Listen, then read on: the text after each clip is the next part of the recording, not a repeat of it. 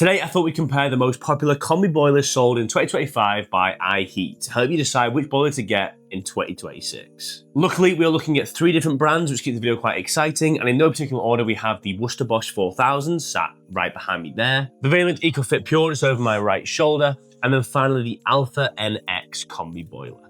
Straight off the bat, I've had my fair share of experiences with all 3 boilers. I have a Worcester at home, my brother has an Alpha NX, and the Vaillant ecoFIT Pure we've installed on the channel quite a few times. To be completely transparent and fair, we have to talk about price brackets here, and I want you to know the Alpha NX is an entry-level budget boiler, whilst the Worcester and the Vaillant battle it out in the premium market. However, don't let the budget of the Alpha NX shy you away from buying it.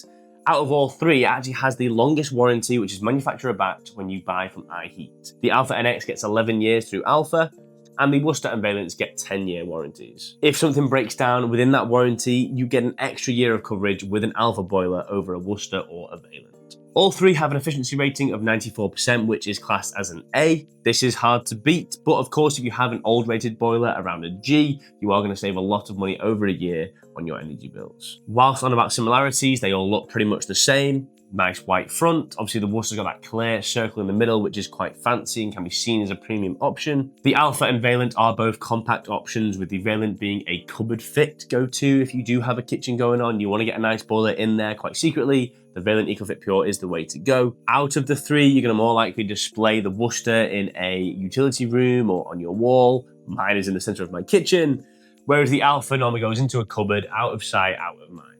It is worth noting the ecoFIT is about 5 centimeters narrower than the Alpha, so if you are focused on space, getting it compacted in, the Vaillant is the way to go. Build quality wise, I'd argue this is where Alpha has cut a slight corner. The case isn't as premium feeling as the other 2, doesn't look as great either, and it does have a mixture of brass and plastic components throughout the entire boiler, just like the Worcester does. If you're looking for premium materials throughout, the Vaillant obviously is the way to go, and that is why it is the most expensive. But it is very interesting how the stainless steel heat exchanger in the Alpha isn't replicated in the Vaillant or the Worcester. They actually use an aluminium silicone heat exchanger, which does have initial heat transfer times that are a bit quicker, but overall, stainless steel is always going to be the way to go. It's more durable, it's more resistant to corrosion, so to find one in a cheaper boiler model is quite surprising.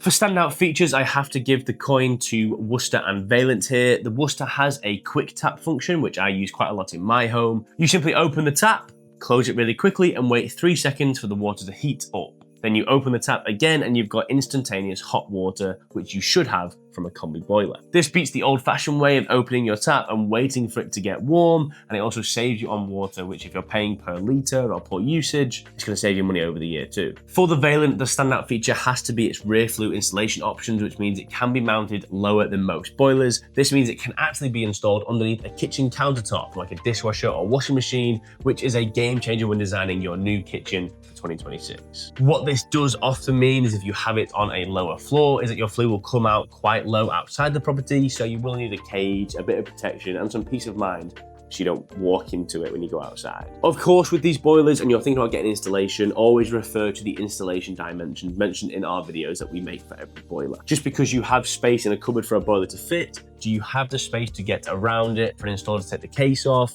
There are a bit more space that is needed to get the case off the front, do the necessary checks, and keep it safe inside your home. For controls and usability, I think Alpha takes the case on this one. The buttons are so simple, it has easy to read labels underneath, and they are nicely spread apart, so you can't press the wrong one by accident. With Worcester, there is a few secret combinations you need to know how to reset the boiler, for example, or how to access your pressure menu, whereas the Alpha has the dial on the front, nice and simple. I think Vaillant is great for the buttons on the boiler. They're very clear, they're labelled, but they are a bit too close together and you could risk pressing one by accident, especially if it's under a countertop or hard to get to in a narrow cupboard. Overall, it's pretty clear all 3 are quite solid choices, and it's hard for me to pick out any actual differences that could make you pick one over the other. However, hopefully through this video you've heard a few little points: the cupboard fit for the Vaillant, the 3-second tap on the Worcester, or just a nice budget-friendly option of the Alpha. At the end of the day, a boiler is just a necessity. It's what you need inside your home, so if you can get the cheapest one and it works,